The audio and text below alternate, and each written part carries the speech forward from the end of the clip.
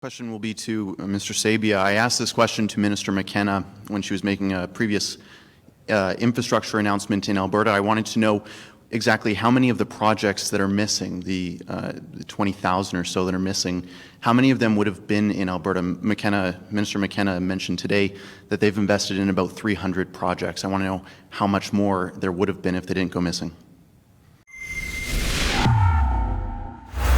Today, Justin Trudeau's Minister of Infrastructure, Catherine McKenna, fled from her second consecutive press conference in Alberta, the second press conference that she came to via video link. She says she can't travel during the coronavirus pandemic, but of course that hasn't applied anywhere else except for Alberta.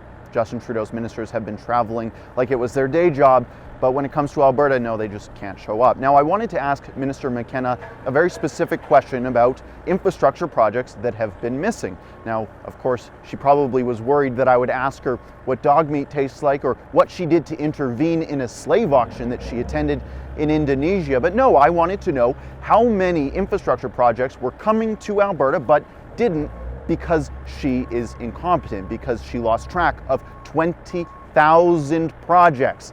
Now, unfortunately, I wasn't able to ask her that because she left the press conference early after saying a few words of thanks to Jason Kenney for inviting her to the press conference. Thank you very much, Minister Panda,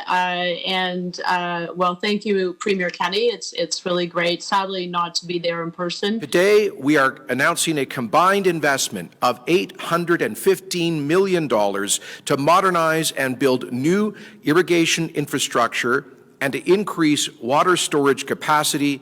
In doing this, we estimate that we're going to create up to 1,300 immediate construction jobs with up to another 6,800 permanent, direct, and indirect jobs to follow. That's good news for Alberta.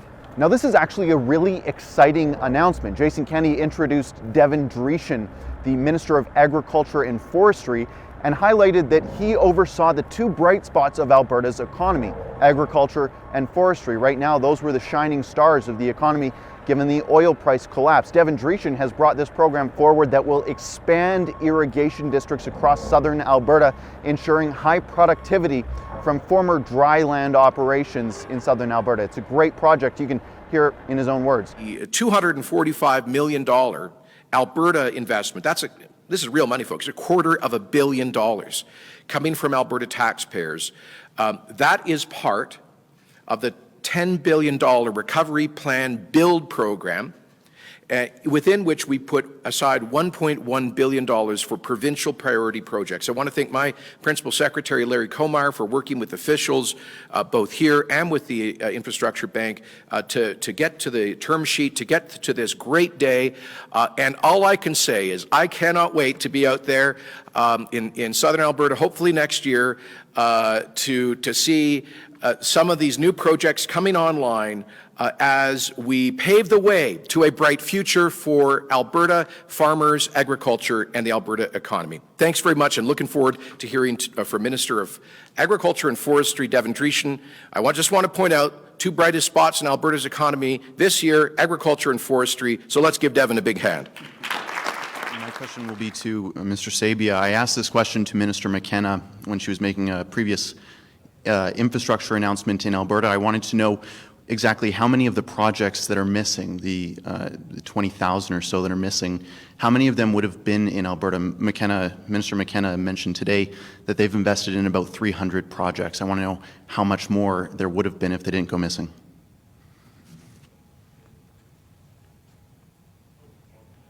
I understand the question you're asking,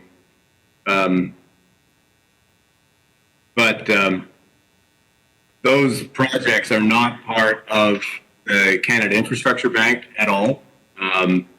So I'm afraid I can't comment on that. And that's something that you would have to ask the Minister McKenna or her staff about, because as I say, those had nothing to do with the bank and the bank's not involved. The fact remains that money is still missing. It was infrastructure money that Catherine McKenna, the minister responsible for the infrastructure bank, lost. A bureaucrat couldn't answer the question. I guess that's fine. Minister McKenna still needs to, and I'll be making sure that she does.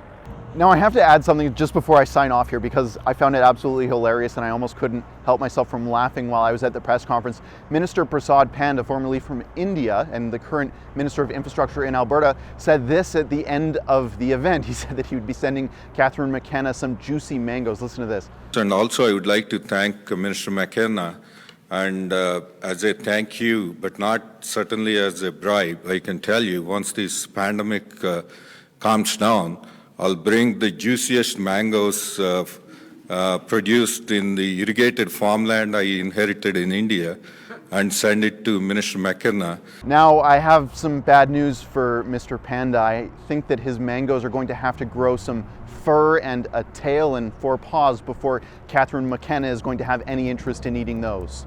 For Rebel News, actually signing off now from Calgary, I'm Keean Bexte.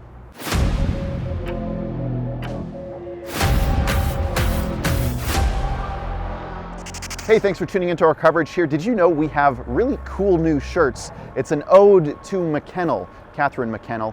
You can buy this shirt. It's on screen right here. Don't eat me, says the little puppy, but Catherine McKenna, she sure will. She sure will. If you wear this shirt, she'll know not to come near your dog.